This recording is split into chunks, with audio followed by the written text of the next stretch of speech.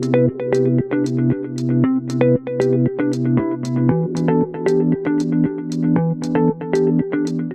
je suis Marine Renaud, je suis professeure de lettres classiques, je suis agrégée. Ça fait 10 ans que j'enseigne en collège dans le même établissement que Claire que vous avez vu il y a quelques minutes. Et en parallèle, j'ai de nombreuses casquettes. Je travaille pour les éditions Maison des Langues depuis l'ancien manuel, donc depuis la version des programmes précédents. J'ai participé à l'élaboration du manuel et du cahier pour cette année de 5e, mais je travaille aussi pour une deuxième maison d'édition, à savoir Les Belles Lettres. J'aurai l'occasion de vous en parler et de faire quelques petits parallèles, des choses qui pourraient vous servir également en cours de français. Et parce que ça ne suffit pas, j'anime également un podcast. Je ne sais pas si certains d'entre vous sont abonnés à la newsletter Le Rendez-vous des Lettres de Maison des Langues, donc je remercie au passage la maison d'édition puisque je suis en partenariat avec eux pour mettre en valeur un de mes épisodes de podcast par mois. Donc on a cette newsletter qui sort régulièrement. Et le but, c'est de mettre en valeur la vie quotidienne dans l'Antiquité et de faire des comparaisons et de voir que finalement, les Grecs, les Romains, les Égyptiens avaient des points communs avec notre propre vie quotidienne. Donc pour aujourd'hui, je voudrais discuter avec vous un petit peu de l'utilisation des langues et cultures de l'Antiquité en cours de français et vous montrer que l'archipel littéraire vous propose des ressources diverses du côté de la langue, du côté également de la littérature, pour pouvoir vous emparer de ces langues anciennes en cours de français. Alors, l'idée, ça va être de réfléchir en deux temps, côté culture antique et culture littéraire tout d'abord, pour parler de l'histoire littéraire et également de voir comment on peut utiliser les ressources antiques pour aider les élèves à rentrer dans les textes plus facilement.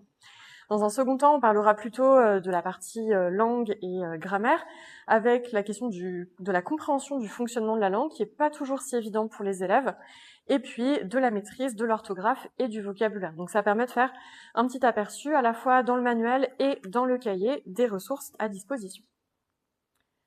Du coup, c'est un petit peu flouté. Bon, on va s'en sortir. Donc ici, je vous ai mis en évidence une double page.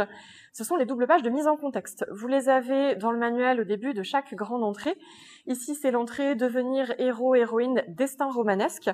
Et ces doubles pages sont construites sous la forme d'une petite frise que vous pouvez suivre assez aisément avec des flèches, et vous avez des petites activités qui vous sont proposées en bas de page de droite et qui permettent aux élèves de repérer un certain nombre de choses dans cette histoire littéraire. Donc je zoome un petit peu plus sur l'Antiquité grecque et l'Antiquité romaine. Donc là ici vous avez le chapitre sur l'héroïsme. Les élèves connaissent depuis la 6e en général Ulysse, c'est souvent la grande figure qu'ils ont en tête. Souvent avec la mythologie qu'ils ont pu étudier, ils connaissent aussi un petit peu l'histoire de la guerre de Troie. Et vous avez donc des points de culture qui vous sont proposés. Donc du côté de l'Antiquité grecque, par exemple, avec les héros à la force surhumaine. Et ici, donc du côté des Romains, plutôt avec donc le personnage d'Énée que vous voyez en image, qui est le fondateur de la future ville qui donnera à la fin la ville de Rome. Cette histoire littéraire, elle est intéressante et elle n'est pas seulement intéressante au lycée. Souvent, on en parle. Alors, j'ai enseigné en lycée ma première année avant de passer en collège. Et souvent, on me dit, voilà, on a des grandes catégories, on a les grandes périodes. Les élèves doivent savoir se repérer dans l'histoire littéraire. Et puis, souvent au collège, on n'a pas toujours le temps, c'est pas toujours assez bien mis en valeur. Et dans ces doubles pages, vous avez quelque chose qui permet aux élèves de se repérer dans le temps. Alors moi j'ai aussi une frise au mur qui sert, mais c'est vrai que là, quand vous travaillez sur cette double page-là, vous allez pouvoir les aider petit à petit à construire des repères dans cette histoire, à partir de l'Antiquité et puis sur des œuvres qui sont même extrêmement modernes. Donc si on revient ici, on arrive jusqu'à la Croisée des mondes de Philippe Pullman. Donc on a vraiment tout un voyage dans le temps qui peut être mis en place. Au passage, donc, par rapport à cette histoire littéraire, alors je vais faire comme ça quelques petits allers-retours avec donc la collection Les Petits Latins. Vous pourrez prendre les références à la fin, il n'y a pas de souci. Donc il y a différents ouvrages. Alors j'ai pas pu emmener tout parce que j'en ai à peu près cette longueur-là dans ma bibliothèque.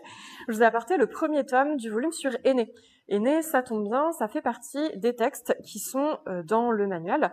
Donc vous avez plusieurs petits extraits en fait de l'Énéide. Vous avez d'abord Énée qui est vraiment pris dans la tempête. Il est désespéré, puis petit à petit, il va essayer de se comporter de plus en plus comme un chef. Mais en tout cas, Énée au début de l'Énéide, c'est tout sauf un héros. Il est perdu, Hector lui apparaît en songe, il est dévasté, il comprend que la ville de Troie est en flammes, il doit vite se dépêcher de partir. Tout est précipité, ça n'est pas un héros au début, et puis on va le voir petit à petit se construire en tant que héros antique. Et donc on a, alors pour l'instant c'est censé être une trilogie, on a que les 2 premiers volumes qui sont sortis, c'est Amandine Cassard qui s'en occupe, elle a également coécrit le tome numéro 2 avec Laure de Chantal qui dirige la collection, et donc ces volumes-là ne sont absolument pas réservés aux profs de lettres classiques.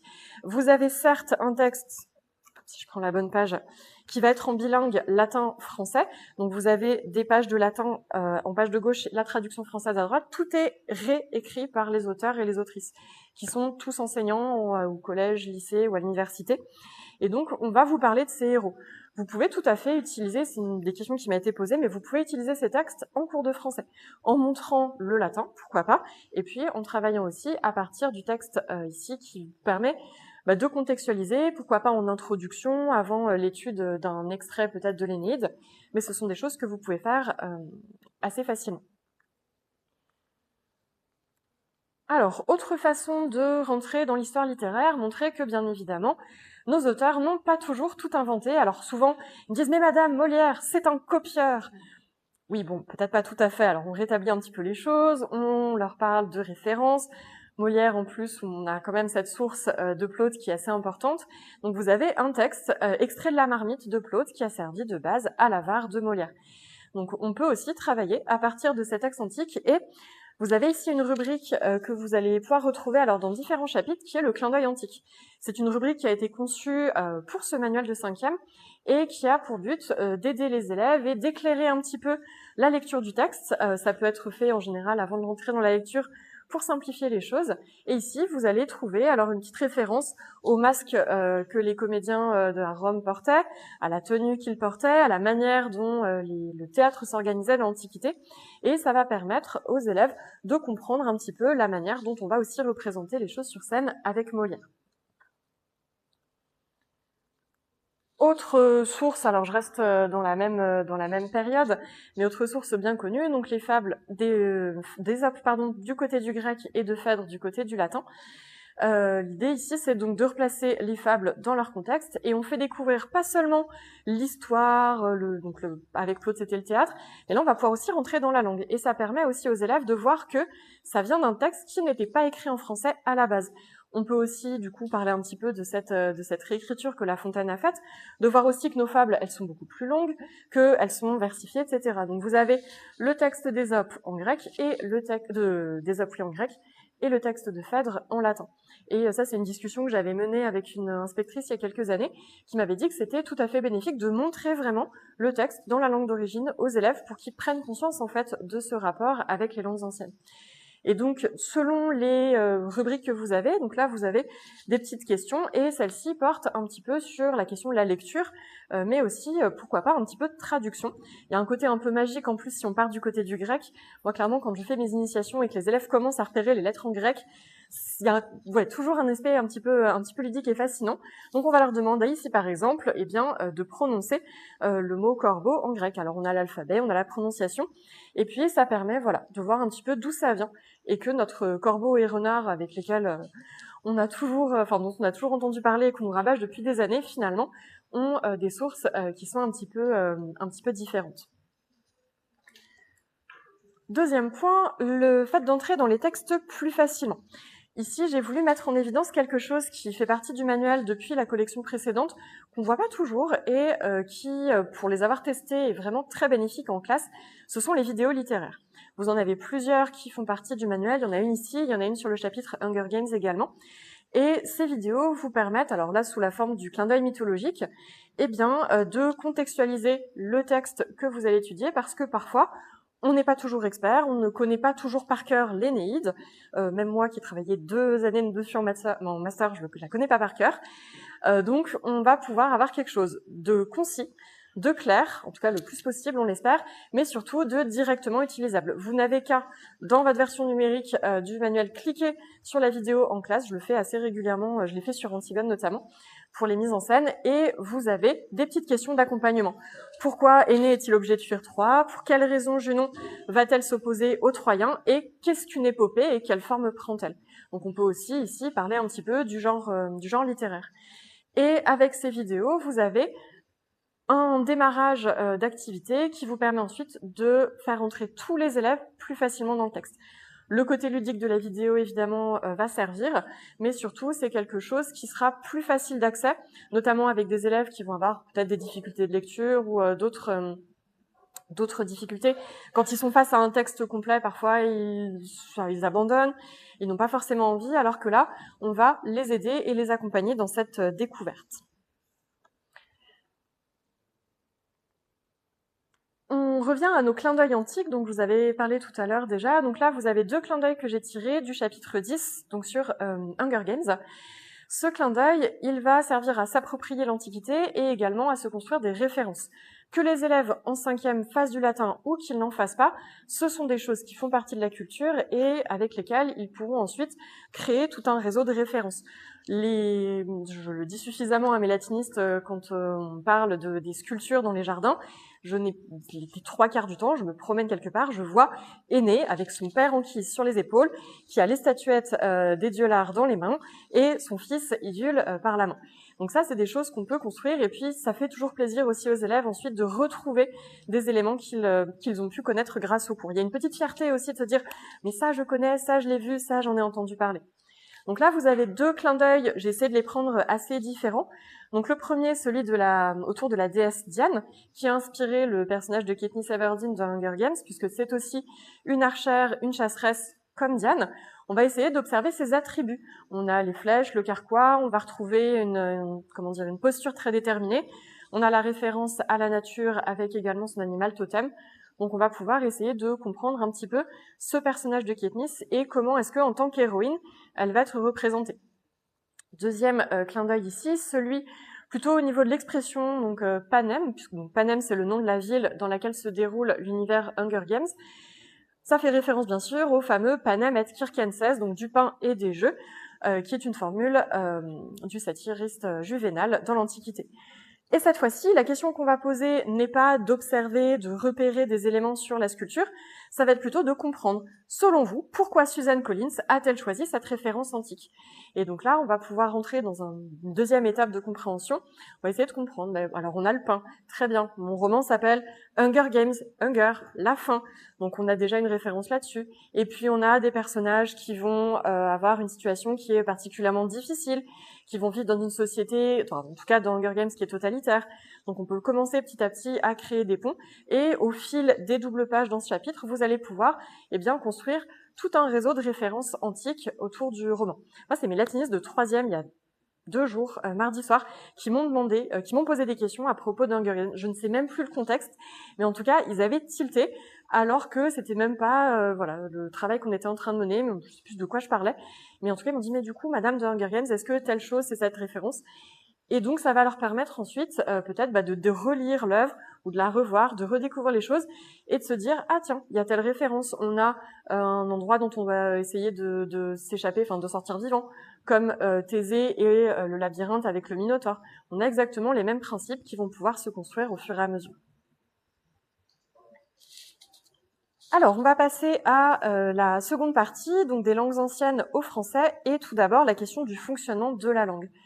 Donc, on peut partir d'un simple constat, on en a parlé tout à l'heure avec Karine, c'est qu'il y a une difficulté des élèves à comprendre comment la langue française fonctionne et comment est-ce qu'on peut s'en sortir pour essayer de manière de plus en plus autonome, hein, c'est aussi notre but en tant qu'enseignant au collège, c'est de les amener petit à petit à se débrouiller tout seul face au texte, donc voir comment on peut faire. Donc là, j'ai mis en valeur plutôt donc, le premier chantier de langue, donc sur les stratégies de compréhension. On parlait tout à l'heure de se créer des stratégies pour que les élèves puissent comprendre plus facilement. Et donc là, l'idée, c'est de comprendre le sens d'un mot dans une phrase sans forcément avoir recours au dictionnaire, sans forcément donner la définition. On a toujours des élèves, les 3e, les premiers, à lever la main dès qu'on a lu un texte. Ils me disent, mais madame, qu'est-ce que c'est telle chose ? Ou est-ce que vous pouvez expliquer tel élément ? Ou ça, je comprends pas. On peut avoir le réflexe de sortir le dictionnaire, on peut avoir le réflexe de donner la définition nous-mêmes, de demander à un autre élève de donner la définition.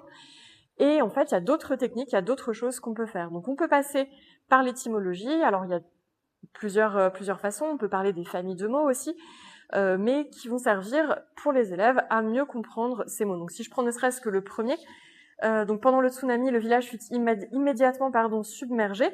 On peut essayer de demander de décomposer le mot, on peut retrouver le préfixe, on peut leur demander d'essayer de voir si ils le reconnaissent dans d'autres mots, s'ils l'ont déjà croisé. On peut voir aussi, peut-être, alors je pensais pour submerger à l'anglais avec le sous-marin, submarine. Donc petit à petit, en fait, ils vont être capables de se débrouiller face au texte sans une aide extérieure, que ce soit un dictionnaire ou que ce soit l'aide du professeur. Et ça, c'est quelque chose dont j'essaye de parler. J'ai pas de 5e, j'ai des 3e, mais que j'essaye d'évoquer notamment là sur le mois qui précède le brevet. Moi, j'ai des élèves qui, en classe, me disent « Mais madame, j'ai super peur de pas comprendre le texte. » Alors oui, il y a des notes de bas de page, oui, ils nous donnent des mots, etc. Mais c'est toujours le mot que je connais pas qui donne pas. Les 3/4 de mes élèves me disent ça.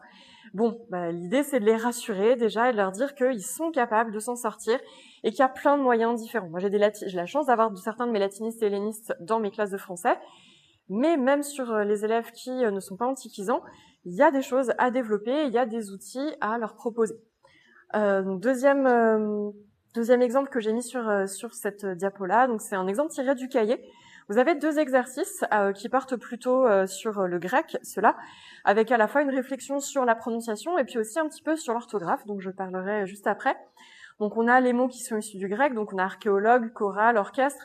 Nous on entend et on sait tout de suite que la prononciation va être différente de celle du CH qu'on peut voir ailleurs, donc on va pouvoir leur expliquer l'origine, expliquer que ça vient d'une certaine lettre, que ça vient du qui. Et puis, l'exercice suivant, donc complété avec les graphies CH, RH et TH, pour retrouver le mot d'origine grecque, ça permet de travailler à la fois le sens du mot et puis de se dire que la prochaine fois, sur ce mot-là, peut-être que l'orthographe, ils vont la retenir et puis aussi, ils vont comprendre un petit peu d'où ça vient. À ce propos, donc, par rapport à ce travail sur l'étymologie, c'est quelque chose, donc, je vous parlais de la collection donc j'ai surtout pris des petits latins, parce que le petit grec, il faut changer d'alphabet, c'est un peu plus compliqué. Donc, j'ai parlé des thématiques tout à l'heure, mais si vous allez dans la deuxième partie du livre, qui ne vous intéressera absolument pas si vous n'êtes pas prof de lettres classiques pour travailler la traduction, en fait, on a le bilingue dans la première partie, l'unilingue dans la deuxième. Moi, je travaille en unilingue avec mes latinistes. Par contre, vous avez des paragraphes qui s'intitulent vocabulaire et étymologie. Ce sont les mots des chapitres et on les a, alors ils ne sont pas forcément tous ceux qu'on estime connus, on les a pas mis, mais ça vous permettra bien de travailler l'étymologie. Là encore, c'est une ressource toute prête que vous pouvez utiliser et dans lesquelles même vous pouvez les piocher en dehors de l'étude des textes, par exemple. Donc si je prends ici sur cette double page-là, par exemple, on a le verbe boire en latin qui se dit bibo, bibis, bibere. On va retrouver le biberon, la potion même, ou potable, qui nous viennent d'une autre forme du verbe. Donc c'est des choses aussi qui peuvent servir petit à petit pour vos cours de français. Autre exemple ici de mise en pratique sur ce fonctionnement de la langue. Donc j'ai choisi de mettre en valeur deux éléments, un sur les préfixes et les suffixes, alors j'en ai déjà parlé un petit peu, et puis l'autre sur la conjugaison française. Du côté des préfixes et des suffixes, vous avez un exercice ici qui est en 2 temps. D'abord, rechercher la signification du mot, donc on va le décomposer, comme on l'a vu tout à l'heure, mais dans un deuxième temps, on leur demande de l'employer dans une phrase. On a reparlé également tout à l'heure de l'importance de l'écrit, de faire écrire les élèves et qu'ils soient capables de se saisir de leurs apprentissages. C'est typiquement le genre d'exercice qui peut permettre de le faire assez facilement. Vous allez pouvoir réemployer la maîtrise des mots qu'ils auront eu, donc subsaharien, imperceptible, médisance, et les élèves vont pouvoir essayer à leur tour de l'utiliser dans une phrase. Et donc il y a un côté banque de vocabulaire petit à petit qui va aussi se construire.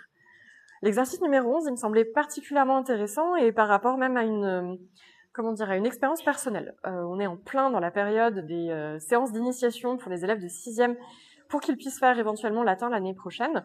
Et souvent, j'essaye pour leur montrer à quoi le latin peut leur servir, de leur mettre en lumière cette importance à propos de la conjugaison.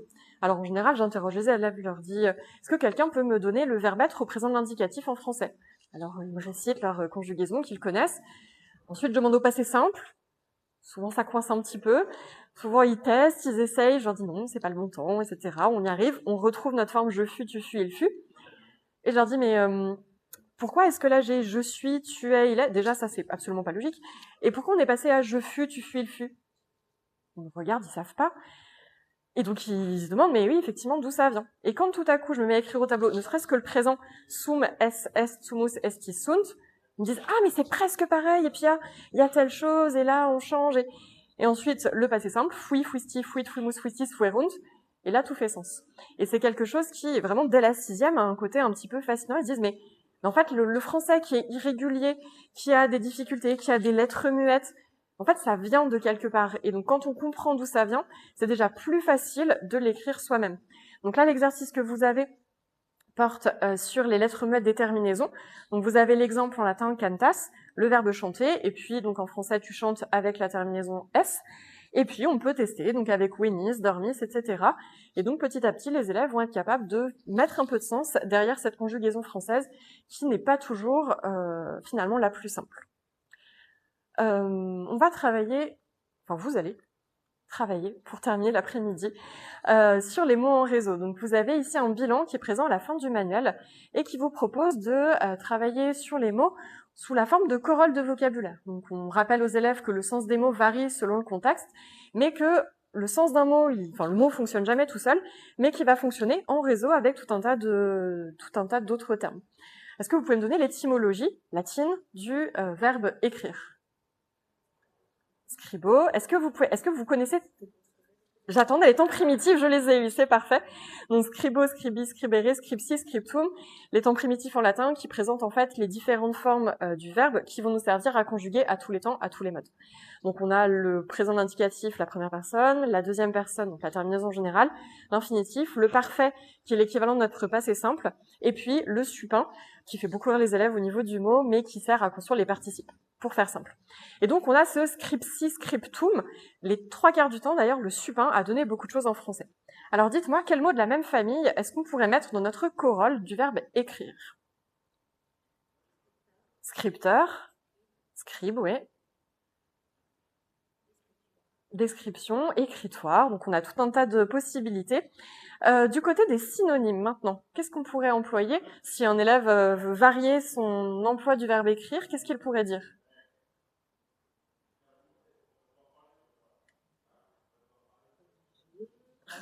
Rédiger, transcrire, voilà, en plus d'en transcrire, on rajoute un préfixe. Des antonymes maintenant.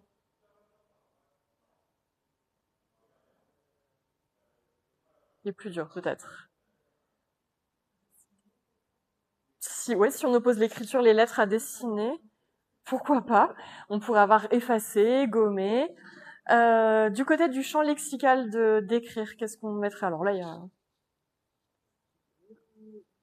le stylo, le cahier, l'encre, voilà, les feuilles qui n'ont pas toujours d'ailleurs. Et est-ce que vous avez enfin un exemple, c'est plus dur, de figure de style contenant le verbe écrire? Ils ont trouvé un dans l'autre groupe pour... Ouais. Il est conjugué, et pour vous aider, c'est une anaphore très célèbre. À la première personne du singulier. J'ai écrit ton nom, ouais, effectivement, on va le retrouver avec Éloi. Donc voilà, j'avais mis des petits exemples. Donc on a l'écriture, l'écrivain, l'inscription, la description, qui permettent de travailler sur ce deuxième radical pour rappeler aux élèves que le radical du mot, oui, il est fixe, mais parfois, surprise, il peut changer. Ça frustre beaucoup souvent mes latinistes de me dire, mais bon, madame, le radical, c'est pas le même. Oui, effectivement. Donc voilà, on a rédigé, composé, effacé, gommé, le stylo, la calligraphie, et donc du côté d'Éluard, l'anaphore. Donc vous pouvez vous amuser à travailler sur les mots en réseau et pour enrichir, et là c'est vraiment plus pour vous, en termes de préparation de cours même, vous avez, alors j'ai que le premier tome, mais il y en a 2 qui sont sortis, donc c'est Jean Pruvot qui a composé, alors c'est pas tout à fait des textes inspirés, mais là vous avez vraiment un travail de vocabulaire, 100 mots latins pour bien écrire 1000 mots français, donc vocabulaire, on en a, c'est par ordre alphabétique, donc c'est très pratique, et vous avez donc des réseaux de mots, là on a caput, la tête, on a par exemple fémina, la femme, Félix, donc vous allez avoir tout un point de vocabulaire sur des étymologies qui vont vous servir pour travailler ça avec vos élèves, et vous pouvez même reprendre des pages de ce volume-là pour les montrer aux élèves et pourquoi pas essayer de retrouver des mots avec eux. Donc ça, c'est vraiment une ressource également qui est précieuse. Alors, c'est 100 mots latins pour bien écrire 1000 mots français, c'est Jean Pruvot, P-R-U-V-O-S-T. Vous pourrez les jeter un œil après, il n'y a pas de souci. Pardon. Aux belles lettres. aux belles-lettres collection La Vie des classiques. Et pour terminer avec le vocabulaire et côté Vie des classiques, alors il ressemble pas du tout à mes petits latins qui sont là, mais pourtant il est bien dans le même label, c'est le Dinosaure. Il est sorti l'année dernière. Il a été écrit par Guillaume Métayer, c'est une pépite, je l'aime beaucoup. On est sur le monde des dinosaures, que les élèves aiment bien souvent, moi aussi. Et vous avez des poèmes écrits en français, donc en plus on peut les étudier en classe, qui sont sur des dinosaures, et l'auteur s'est amusé, mais alors c'est le temps de m'arrêter, c'est vraiment un plaisir parce que vous avez tout un travail étymologique autour des dinosaures. Et c'est vraiment très très bien écrit, on a une langue magnifique, et vous avez comme ça plein de jeux, et vous avez des petits jeux à la fin pour faire écrire, inventer, alors ça on le fait souvent en classe, inventer aussi aux élèves un dinosaure, une créature, en ayant travaillé sur l'étymologie. Ça c'est quelque chose que j'ai fait assez souvent avec mes sixièmes, voilà. Pour conclure, avant qu'on nous chasse, donc bilan très simple, on a une pluralité de ressources proposées par le manuel et par le cahier, avec des choses en parallèle que vous pouvez utiliser pour vous. C'est un accompagnement qui est complet, c'est un accompagnement en grammaire pour que les élèves puissent mieux concevoir la langue française, son vocabulaire, la structure de la langue, de la conjugaison, il y a vraiment de tout. Et puis, vous pouvez aussi avoir des approches littéraires multiples. Entrer dans un texte à travers à travers une vidéo, avec une ressource antique, avec voilà différentes choses qu'on peut mettre en réseau et qui leur permettent petit à petit dans leur tête, mine de rien, et même si parfois ça arrive un petit peu plus tard, je pense qu'on plante quand même beaucoup de choses au collège et puis voilà, ça fait son chemin ensuite, mais ils sont quand même davantage capables de se repérer aussi dans le temps. Et donc vraiment en tant que prof de lettres classiques, et voilà, j'ai toujours eu des classes en français, ce travail en réseau du côté du français des LCA, il est pour moi vraiment bénéfique pour les élèves et ça va les aider au collège et dans leur scolarité, mais aussi dans leur culture et voilà, un petit peu dans toute leur vie. J'ai terminé, je vous remercie pour votre écoute et si vous avez des questions, écoutez, je serais ravie d'y répondre.